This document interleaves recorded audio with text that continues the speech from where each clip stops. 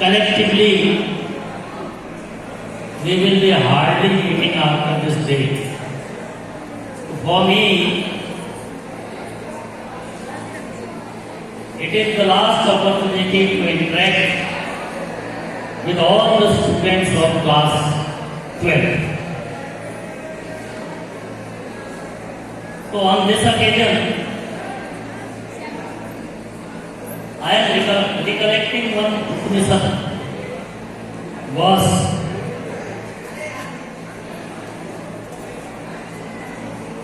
हम हिंदी में आ जाए तो और अच्छा रहेगा, इसलिए मैं हिंदी में ही आज अपनी सब बातें जो आपके साथ शेयर करना चाहता हूँ। तो उपनिषद में कहा है सत्यम वद, सत्य बोलो, धर्मम चर, धर्माचरण करो। धर्म क्या है कि एक गंभीर विषय है। अध्यापक का धर्म, शिष्य का धर्म, पिता का धर्म, संपत्ति का धर्म, तो ये सबके धर्म फिक्स है। एक सैनिक का धर्म। और अगली बात कही स्वाध्याय मां प्रमद, स्वाध्याय से करते समय आलस्य मत करो। जो तुम्हारे लिए बहुत जरूरी है आज के दिन, और ये जो समय है सेल्फ स्टडी में आलस्य नहीं करना है। हमारे जो वेद उपनिषद रामायण महाभारत ये हमको वास्तव में बहुत बड़ी सीख देते हैं जीवन जीने के लिए। तो मैं कुछ चीजें और आपके साथ शेयर करूंगा। कई बच्चे ऐसे होंगे जो मॉन्टेसरी से स्कूल में पढ़े हैं, कई ऐसे होंगे जो क्लास 1 में आए, 2, 3, 4, 5, कुछ बच्चे 9th में आए होंगे, कुछ रेयर ऐसे भी हैं जो क्लास 11 में इस स्कूल में आए। जो भी जब इस विद्यालय में आया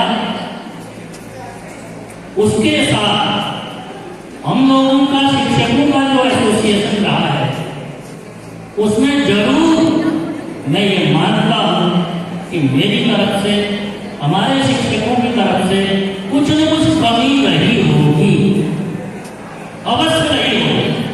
क्योंकि हम सब मानव हैं, मनुष्य हैं, हम गलतियां करते हैं, गलतियां करना ये स्वाभाविक है। लेकिन हम बार बार गलती को दोहराते जाएं, ये मानवीय स्वभाव नहीं है, ये अमानवीय स्वभाव है। हम अपनी गलती से सीखते हैं। आप लोगों को मेरा बहुत सारा व्यवहार ऐसा होगा जो अच्छा नहीं लगता होगा, तो आज के दिन आप सबके लिए सलाह है, जो भी मुझमें कुछ आपको अच्छाई दिखती हो, अपने शिक्षक शिक्षिकाओं में जो अच्छाई दिखती हो उसको ग्रहण करना, जो कमी दिखती हो उसको इग्नोर कर देना, उसको वैसे ही निकाल देना। सार को गए रहे पोथा दे उड़ाए, सार को ग्रहण करना। जैसे सूप का स्वभाव होता है, सूप के लिए कहा जब हम छींटते हैं धान को या चावल को, गेहूं को, जो भूसा होता है वो निकल जाता है, तो दाने बच जाते हैं। तो आपको दाने ग्रहण करते हैं, भूसे को नहीं लेना है। तो अच्छी बातें ग्रहण करनी है, खराब बातें छोड़ देनी है, और अपने स्वाभिमान को कभी भी किसी के आगे समर्पित नहीं करना है। शिक्षा हमको ये सिखाती है कि हम अपने स्वाभिमान के साथ जीवन जिए। उसके लिए भले ही हमको कहीं तक जाना पड़े, कुछ भी करना पड़े, कभी भी अन्याय को सहन नहीं करना। जीवन में यदि अन्याय को सहन करते हो तो निश्चित रूप से अन्याय को बढ़ावा मिलता है। जो अन्याय करता है उसको बढ़ावा मिलता है। तो हमें अन्याय के सामने किसी भी स्थिति में अपने आप को समर्पित नहीं करना है। ये सीख महाभारत से मिलती है। पांडवों के पास क्या था? जुए में हार गए, वनवास चले गए, अज्ञातवास में रहे, क्या था एक स्वाभिमान के अलावा और कुछ नहीं था। उस स्वाभिमान की रक्षा के लिए उन्होंने अंतिम क्षण तक प्रयास किया और उनकी विजय हुई। तो इसीलिए महाभारत में ये कहा गया, यदो धर्म तदो कृष्ण, जहाँ धर्म है वहीं श्री कृष्ण है, और यदो कृष्ण तदो जय, जहाँ श्री कृष्ण है वहीं विजय है। सत्य हमेशा जीतता है, ये हमेशा ध्यान रखना। यदि आप सच्चे मार्ग पर हैं तो आपकी विजय निश्चित है। असत, अधर्म, अनाचार का मार्ग बिल्कुल मत अपनाना, चाहे उसके लिए कोई भी बलि देनी पड़े। और हमारा स्वतंत्रता संग्राम उसका उदाहरण है। इसलिए जीवन में गलत मार्ग मत अपनाना, कभी भी मत अपनाना, चाहे तुम्हारे ऊपर अपने प्राणों का संकट भी आ जाए। दूसरी एक और बात कहना चाहता हूं, हम लोगों का इस संसार में जो अस्तित्व है वह हमारे माता पिता से है। हमारे माता पिता से बढ़कर हमारे लिए कोई नहीं होता। इसलिए भारतीय संस्कृति कहती है माता पिता गुरु देवता। माता पिता का हमें कोई सब्स्टिट्यूट नहीं मिल सकता है। गुरु हमारे बदलते हैं। प्राचीन काल में गुरुकुल में जाते थे, यही गुरु होते थे, उन्हीं से सब कुछ शिक्षा ग्रहण की जाती थी।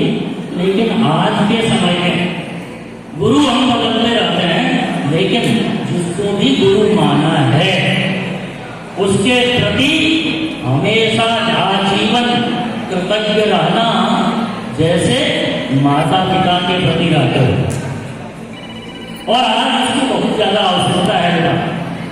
आज हमारे भारतीय समाज में जो पुराने मूल्य हैं उनको हम त्याग रहे हैं, लेकिन उन मूल्यों से प्रेरित होकर के बाहर से विदेशी लोग हिंदुस्तान की संस्कृति को अपना रहे हैं। तो हमें अपनी संस्कृति पर गर्व होना चाहिए, वैसे ही जैसे हमें अपने माता पिता पर गर्व होता है। देवी कवच में एक स्तुति आती है हमारे यहाँ, कुपुत्रो जाए क्वचित अति कुमाता न हो। पुत्र कुपुत्र हो सकता है, लेकिन माता कुमाता नहीं हो सकती है। तो हमारे माता पिता के प्रति जो हमारा धर्म है उसका निर्वाह हम 100 वर्ष भी चाहें तो भी उसका प्रतिकार नहीं कर सकते। इसलिए निरंतर करते रहना अपने माता पिता की सेवा। उनको कभी मन से दुखी मत करना, कभी भी मत करना, चाहे कोई भी स्थिति को झेलना पड़े, लेकिन हमें अपने माता पिता के प्रति पूरा सम्मान रखना चाहिए। और खाली सम्मान वर्ड्स में नहीं, इन प्रैक्टिस में उनके प्रति हमें अपना कर्तव्य निभाना चाहिए। क्यों? वो इसलिए हमारा जो अस्तित्व है इस संसार में वो उन्हीं माता पिता की वजह से है। यदि हमारे माता पिता न होते तो हम इस संसार में ही नहीं होते। तो उनसे बढ़कर हमारे लिए कौन हो सकता है? तो एक बहुत पुराना एक गाना था, ऐ माँ तेरी सूरत से अलग भगवान की सूरत क्या होगी, जिसको नहीं देखा हमने कभी उस राम की जरूरत क्या होगी। तो हमें ये रेलिवेंस है जीवन में, माता पिता से बढ़कर कुछ कोई नहीं हो सकता है। और मुझे आज का मैं कार्यक्रम देख रहा था, बहुत अच्छा, तो मुझे लगा कि एक से एक छुपे रुस्तम है हमारे विद्यालय में। ये टैलेंट आप सबके अंदर भी है। किसी को भी अपने से बड़ा मत समझना जहां तक टैलेंट की बात है, और किसी को भी अपने से छोटा मत समझना। Everybody is unique. हर व्यक्ति के अंदर यूनिक प्रतिभा है। एक बार ऐसे स्टूडेंट रहते, मुझे एक अधिकारी ने कहा कि आप तो बड़े अजीब आदमी हो। मैंने कहा ऐसा मुझ जैसा कोई दूसरा बना ही नहीं है इस संसार में। मुझ जैसा भगवान ने किसी दूसरे को बनाया ही नहीं।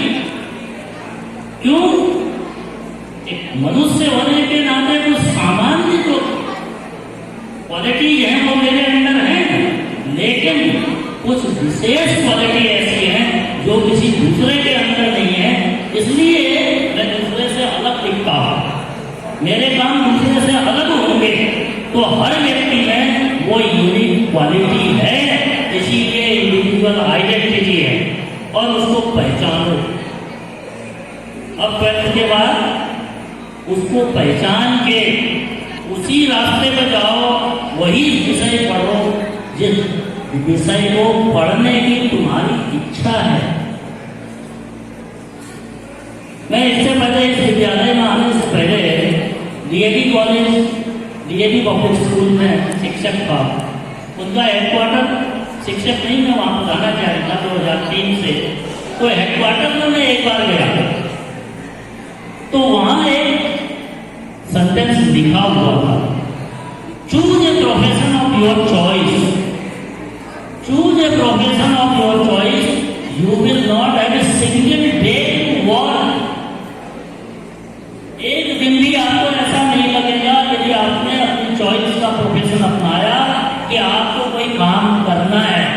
Every day you will enjoy. तो there will be no pressure, no burden of work if you have chosen a profession of your choice।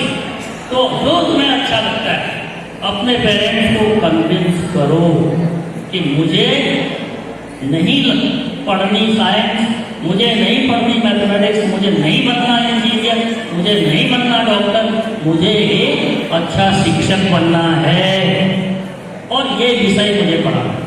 जो विषय अच्छा लगता है ये पढ़ना है, इसमें जाकर के हमें आगे बढ़ना है। और ये अब तो भारत सरकार ने नई शिक्षा नीति के तहत ये भी कर दिया कि अगर किसी ने साइंस नहीं पढ़ी है तो वो ग्रेजुएशन में साइंस पढ़ सकता है यदि वो पढ़ना चाहता है। पहले साइंस वाले नॉन साइंस में तो जा सकते हैं, लेकिन नॉन साइंस का स्टूडेंट साइंस में नहीं आ सकता। तो भाई यदि साइंस का स्टूडेंट हिस्ट्री पढ़ सकता है, इकोनॉमिक्स पढ़ सकता है, ज्योग्राफी पढ़ सकता है, तो ज्योग्राफी का स्टूडेंट फिजिक्स क्यों नहीं पढ़ सकता है? उसको बेसिक फंडामेंटल जानने होंगे ना। At any stage one can learn if there is a desire to learn, if there is a desire to learn. यदि हमारी सीखने की इच्छा है तो हम सीख सकते हैं। क्योंकि मैंने देखा है कि अंग्रेजी के प्रोफेसर रिटायर्ड होने के बाद सिविल इंजीनियरिंग पढ़ रहे हैं जस्ट फॉर सेटिस्फैक्शन, अपने आत्मसंतोष के लिए वो सिविल इंजीनियरिंग पढ़ रहे हैं। तो पढ़ सकते हैं, इसलिए तो पढ़ रहे हैं। तो हम कुछ भी कर सकते हैं, करने के लिए अंदर से हमारी करने की इच्छा होनी चाहिए। और खाली ड्रीम में रहें कि अरे चलो भारत का प्रधानमंत्री बन जाता तो सारी गाड़ियां दाएं बाएं घूमती रहती, सब लोग यस सर करते हैं। ये नहीं, भारत का प्रधानमंत्री एट ए टाइम एक ही व्यक्ति बनेगा। दो लोग भारत के प्रधानमंत्री एक साथ नहीं बन सकते। तो लेकिन ऐसा भी नहीं है कि आदमी सोचे कि हाँ हमको ये बनना है तो हो सकता है प्रधानमंत्री नहीं तो मुख्यमंत्री बन जाए, मुख्यमंत्री नहीं तो मंत्री बन जाएगा, यदि उस दिशा में यदि वो काम करता रहे। हमारी इच्छा है कि चलो हम आईएएस बने, तो आईएएस बनने के लिए बहुत सारे पद हैं, हर साल विज्ञापन होता है। यदि हमने तैयारी अच्छे से कर ली तो हम बन जाएंगे। तो जो बनना चाहते हो वो बन जाओगे उस दिशा में।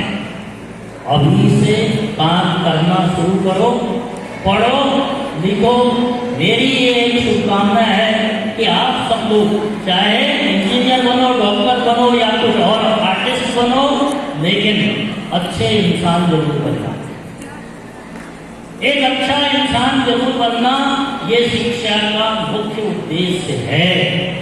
और एक अच्छा इंसान में जो इंसानियत होनी चाहिए, जो एक अच्छे मानव में जो मानवीय मूल्य होने चाहिए, वो जरूरी है।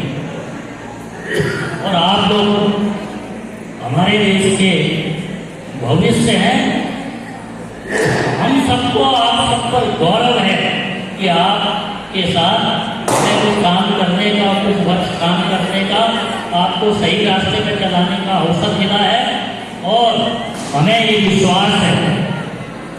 कि आप में से कोई व्यक्ति ऐसा काम नहीं करेगा जिससे हमें सिर झुकाना पड़े या मुंह छुपाना पड़े। ये हमें पूरा विश्वास है और आप सबको अंत में पुनः शुभकामनाओं के साथ अपने वचनों को विराम देता हूँ। आप लोग खुश रहें, प्रसन्न रहें और समाज के लिए जरूर कुछ न कुछ अपनी क्षमता को देख करके समाज के लिए कुछ कार्य करें जिससे कि हम गौरवान्वित हों। धन्यवाद।